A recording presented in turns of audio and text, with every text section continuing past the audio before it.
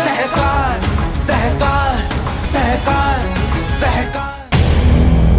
Due diligence report जो होता है, सबसे पहले डेवलपर का आपको बैलेंस शीट लेना है। फिर बैलेंस शीट के हिसाब से सोसाइटी को बोलना है कि जो सोसाइटी का पीएमसी है जिसमें एक टैक्स ऑडिटर भी होगा, नहीं है तो सेपरेट अपॉइंट करो। पीएमसी की डेफिनेशन नहीं आता है, उससे डेवलपर का annual turnover certificate. For example आपका सोसाइटी का प्रोजेक्ट कॉस्ट 1000 करोड़ और उसका एनुअल टर्नओवर 50 करोड़ होता है। अब आपकी सोसाइटी कितने साल में कंप्लीट होगी? आ गया प्रूफ सामने, किसी को पूछने जाने की जरूरत नहीं है। तो एनुअल रेवेन्यू साइड, डेवलपर का एवरेज साल का नफा क्या है। अगर मुश्किल से साल का 2 करोड़ 3 करोड़ 4 करोड़ कमा रहा है तो आप सोच लीजिए 1000 करोड़ का प्रोजेक्ट बनने को कहाँ से फाइनेंस लाएगा और कहाँ से पूरा करेगा। मतलब आने की जरूरत नहीं है। Third, network certificate. Network developer के पास उसके हाथ में जितने प्रोजेक्ट है उसका अगर 1/3 नेटवर्क उसके पास नहीं है तो ये प्रोजेक्ट इस जन्म में पूरा नहीं होगा। डेट टू इक्विटी रेशियो, चौथा साइड। डेट टू इक्विटी मतलब ये डेवलपर का खुद का मान लीजिए 10 करोड़ फॉर एग्जाम्पल और इस पे लोन 100 करोड़ का, तो सर एक बताइए 100 करोड़ का इंटरेस्ट कितना होता है? एवरेज 10 करोड़ तो होगा। तो ये क्या कमाएगा और क्या बनाएगा? ऊपर हमने एनुअल रेवेन्यू देखा 5 करोड़, मतलब उसकी इनकम 5 करोड़ और इंटरेस्ट 10 करोड़। ये वहीं पे क्लियर, आपको कुछ करने की जरूरत नहीं है।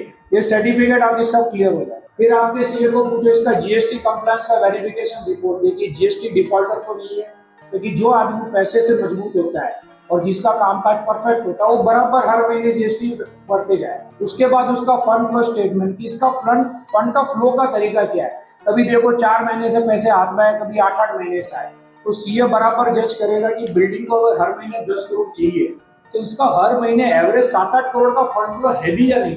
फिर लास्ट में आपका सीए को बोलना है कि ये सारे सर्टिफिकेट के बेस के ऊपर इसका फाइनेंशियल कैपेसिटी सर्टिफिकेशन बना के दे कि developer can complete the project with in agreed time.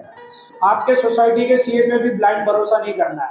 ये सर्टिफिकेट ले जाके अपने सीए के पास जाओ, 2-4 हजार रुपया लेगा, उससे क्रॉस वेरीफाई। लिमिटेड कंपनी है, एलएलपी है, तो आप उसका आरओसी से कंप्लायंस करवा सकते हो कि प्रॉपर डॉक्यूमेंटेशन हो रहा है कि नहीं हो रहा है। वो पब्लिक के लिए एक्सेस है और कुछ डॉक्यूमेंट जो कंपनी सेक्रेटरी होते हैं उनको एक्सेस है। तो जो भी आपके यहाँ पुणे में कंपनी सेक्रेटरी का काम कर रहा हो ना, वो कुछ चार्ज लेगा, पूरा रिपोर्ट आपको निकाल के दे देगा। डेवलपर से बोलना है सॉल्वेंसी सर्टिफिकेट ला के दे तेरी बैंक का।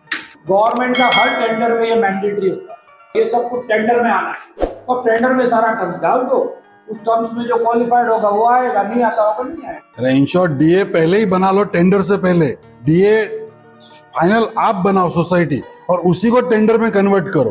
तो बिल्डर को पूरा मालूम है आपका कंडीशंस क्या है, जिसको भरना है टेंडर भरेगा। तू ऑफर कुछ भी दे, 20% नहीं करता बोल, मुद्दे नहीं दूंगा, लेकिन टर्म्स एंड कंडीशंस यही रहेगा। अभी क्या हो रहा है, हम लोग खाली एरिया बता रहे, कोई बिल्डर भाड़ा अलग बता रहा है, कोई ये अलग बता रहा है, कोई टर्म्स अलग दे रहा है, तो कंपेयर कैसे करना है? खाली रेंट और एरिया के ऊपर कंपेयर कर रहे हो, ये कहाँ जाता है सब? सॉल्वेंसी सर्टिफिकेट में बैंक्स, मुझे इसका एग्जैक्टली टर्मिनोलॉजी नहीं आता है, चार्टर्ड अकाउंटेंट बताएगा कि सॉल्वेंसी कितना मिलना चाहिए। 100 करोड़ का टर्नओवर है तो इसका महीने का कितना सॉल्वेंसी होता है, तो उनके स्टैटिस्टिक्स बहुत अलग अलग है, वो आपको बता देगा। पास्ट परफॉर्मेंस वेरिफिकेशन कि इसने पिछले 8-10 साल में कितने प्रोजेक्ट पूरे किए, कितने साल में पूरे किए। उसके बाद सोसाइटी का ड्यूटी है कंपैरेटिव चार्ट बनाए, ये 4 डेवलपर 3 डेवलपर का ऑफर है, उसकी कॉपी जनरल बॉडी को देनी चाहिए। सहकार सहकार सहकार सहकार।